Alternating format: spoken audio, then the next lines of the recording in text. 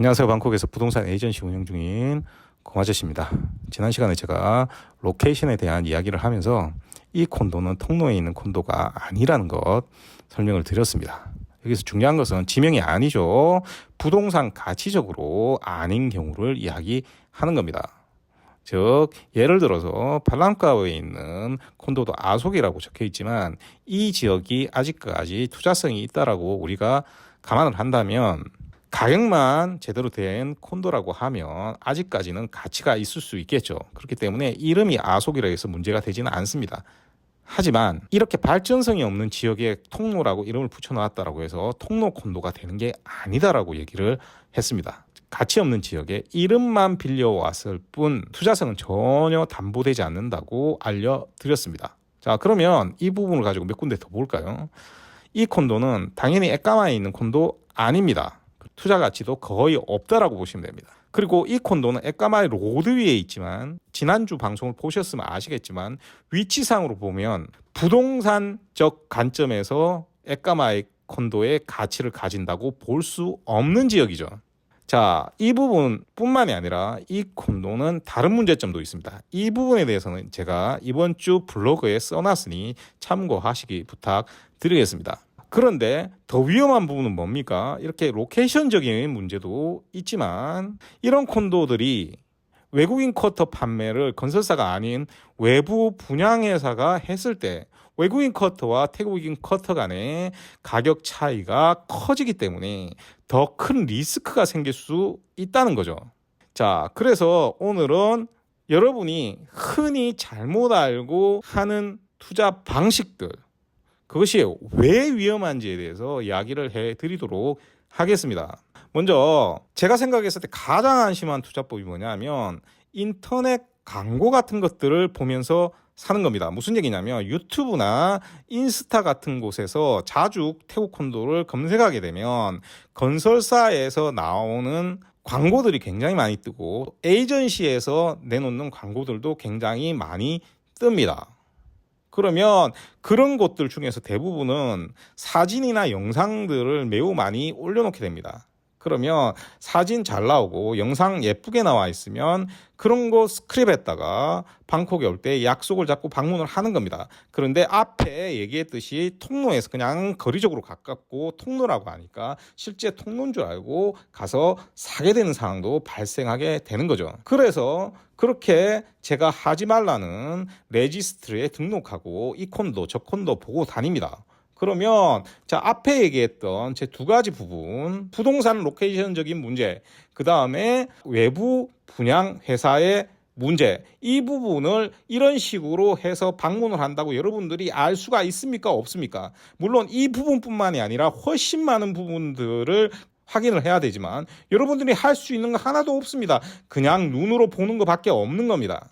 즉 지난 시간 방송만 잘 들으셨어도 이런 방식이 얼마나 큰 리스크를 감수하는 방법인지 아실 겁니다. 그런데 더 큰 문제는 뭐냐면 이런 투자 방식이 보다시피 로또와 같은 방식인데도 불구하고 투자를 하신 분이 그러고 나서도 뭐가 문제인지 알지 못하고 지나간다는 겁니다.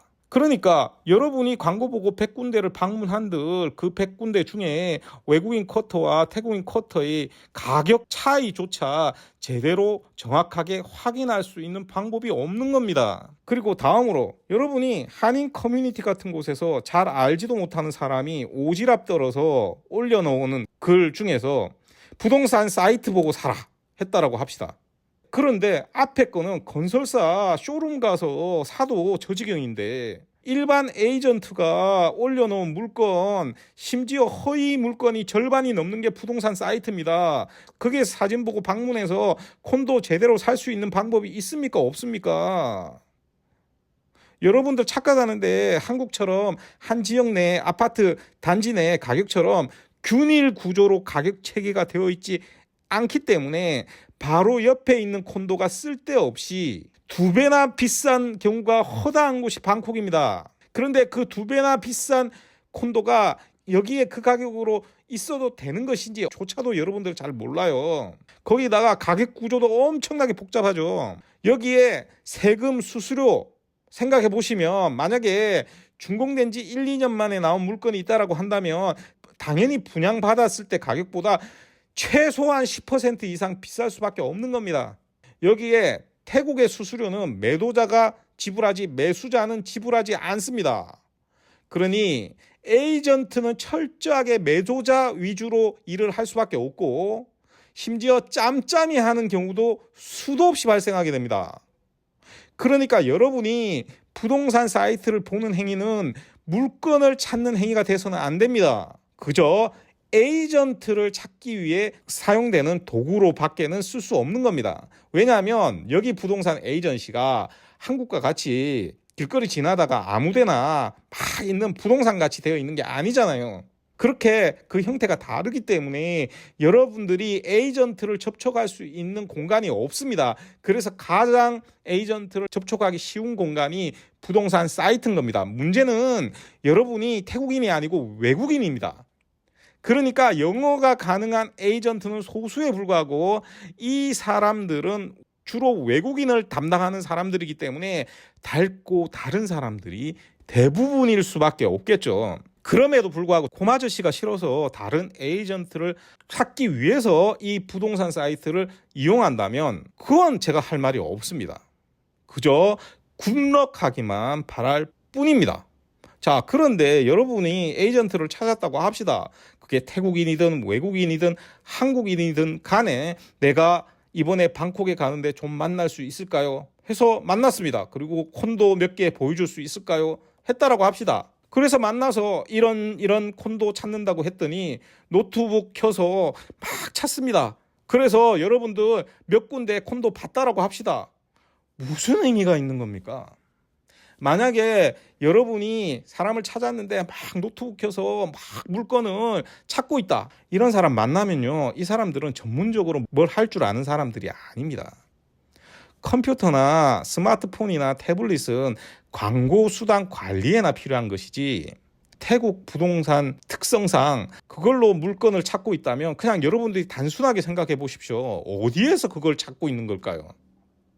여러분들 한국에 부동산 들어가면 이 지역의 아파트 좀 알아보자고 했을 때 단지들 막 소개해주고 얘기하다가 컴퓨터 안에서 가격에 맞는 매물이 있는지 프로그램 띄워서 찾는 경우 보신 분들 계실 겁니다. 여기는 그런 공유 플랫폼 자체가 없어요.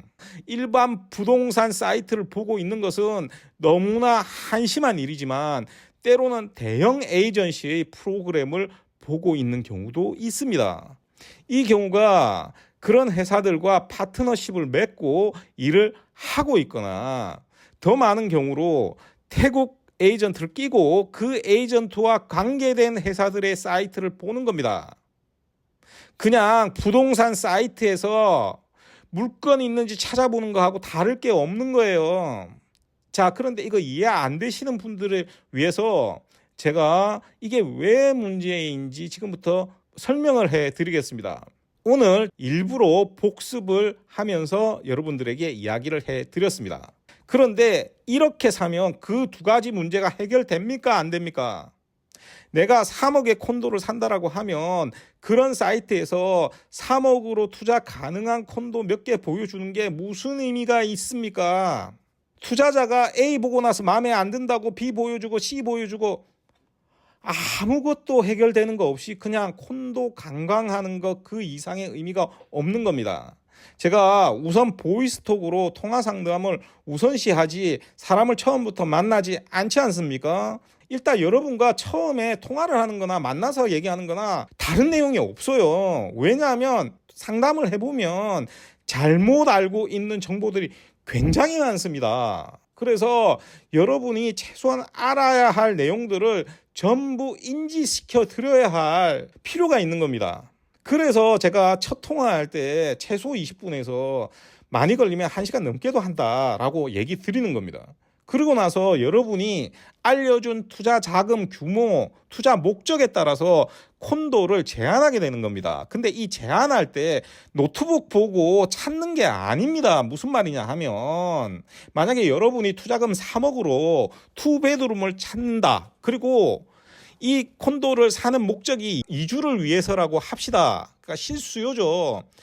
가게는 아속에 있고 아이들 학교는 푼나위티 역 주변에 국제학교를 다닌다라고 한다면 여러분 생각했을 때 고려될 수 있는 콘도가 몇 개나 될 것 같습니까? 1년 안에 이사를 해야 된다는 조건이 붙으면 소유권 이전과 인테리어 기간 포함해서 최소 6개월은 필요합니다. 그러니까 준공 6개월 이내에 공사하고 있는 콘도나 이미 준공된 콘도여야지만 되겠죠. 여기다가 투자성 생각해서 준공된 지 오래되면 또 안 됩니다. 저 같은 경우에 준공 1년이 넘어가면 가격 문제 때문에 어지간하면 팔지를 않습니다만 이 경우 많이 양보해서 준공 2년 내에 콘도로 한정해 보겠습니다. 그러면 지금 알려준 모든 내용을 포함해서 실제로 여러분들이 투자할 수 있는 콘도가 몇 개나 될 것 같습니까? 여기에 정말 세밀한 부분들 여러 가지가 있지만 그냥 앞에 언급했던 두 가지 문제, 예습했던 두 가지 문제만 적용해 봅시다. 로케이션과 가격 체계에 문제가 없는 콘도로 다시 분류를 하면 몇 개나 투자 가능한 콘도가 있겠습니까? 사실상 거의 없는 겁니다. 아직 가치가 있는 지역에 있는 콘도여야 하고 외부 회사가 판매하지 않고 건설사가 직접 판매해야 하고 거기에다가 가격 체계까지 문제가 없는 콘도, 이 두 가지만 적용해도 할 수 있는 콘도가 거의 없어요. 그러니까 여러분이 상담을 받고 개념을 이해한 후에 실제 필요한 정보를 저에게 이야기를 해주면 거기에서 여러분에게 제시할 수 있는 콘도는 바로 나올 수밖에 없는 겁니다. 그래서 제가 자주 얘기하는 말이 지금은 그 자금으로 이 지역에 투자할 수 있는 콘도가 없습니다. 좀 기다려 보십시오 라고 이야기를 자주 하는 겁니다. 이 경우에 하나라도 투자할 만한 콘도가 있다라고 하면 제가 할 일은 컴퓨터 보는 게 아니겠죠. 제가 선별해 놓은 유닛이 남아 있는지 건설사에 전화를 해서 확인하는 게 일입니다. 왜냐하면 저는 건설사와 직접 판매 계약을 맺고 파는 사람입니다. 그러니까 제가 문제가 없는 콘도들은 이미 분류를 해놓은 상태이기 때문에 그 분류를 해놓은 콘도들 중에서 조건에 맞는 콘도가 있다라고 하면 이 시점에 그 콘도에 투자할 수 있는지만 확인하면 되는 겁니다. 그걸 노트북 보고 알 수가 없잖아요. 그러니까 예를 들어서 지난 주말에 이 콘도에 어떤 유닛이 이미 판매되었는지 몇 시간 확인하지 않는 이상 알 수가 없겠죠. 그렇기 때문에 건설사의 모든 걸 다시 확인해야 하는 겁니다. 그리고 전에도 여러 번 말씀드렸듯이 콘도 가격은 고정된 상태가 아니기 때문에 혹시라도 알고 있는 가격에서 변화가 있었는지도 계속해서 확인하는 절차가 필요한 겁니다. 그러니까 다시 그 콘도와 선택된 유닛에 문제가 있는 것이 있는지 확인하는 작업이 또 한 번 필요한 겁니다. 계속해서 필요한 자료 받아서 확인하는 것이지 한자리에 앉아서 한 번에 컴퓨터 보고 해결될 문제가 아닌 거예요. 당장 오늘 제가 작년에 프로모션으로 팔았던 콘도가 있습니다. 이제 준공을 앞두고 있어서 다시 팔아볼까 하고 가격표를 외국인 쿼터와 태국인 쿼터 나눠서 달라고 했습니다. 이거 분석하는데도 제 직원들과 앉아서 하루 걸립니다. 그런데 문제가 있는 부분 있으면 확인하고 또 확인하고 하는 절차를 거쳐야 되겠죠. 그래서 제가 투자하는 과정을 디테일하게 단계마다 만들어 놓은 겁니다. 최소한 여러분들이 뭘 알고 투자할 수 있게 하기 위해서 만들어 놓은 겁니다.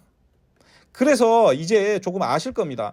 여러분들 여기 와서 제가 하지 말라고 하는 인터넷 보고 레지스트리 등록해서 또는 부동산 사이트 보고 100군데 콘도 방문해서 봐도 실제 중요하게 고려해야 될 내용은 전혀 알 수가 없어요.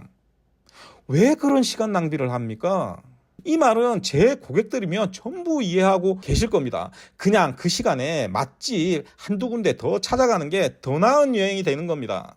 이런 내용들을 앞으로 좀 더 이야기를 해드리도록 하겠습니다. 이런 내용을 얘기해주면 아무래도 시청률이 굉장히 떨어집니다. 하지만 여러분들 보시는 분들한테는 정말 도움이 되는 겁니다. 사람들이 많이 보는 걸 원하지 않습니다. 진짜 도움이 될 수 있는 분들, 이런 분들이 제 유튜브나 블로그를 구독해 주시기를 부탁을 드리겠습니다. 자, 오늘도 들어주셔서 대단히 감사드리고 이상 저는 방콕에서 고마저씨였습니다.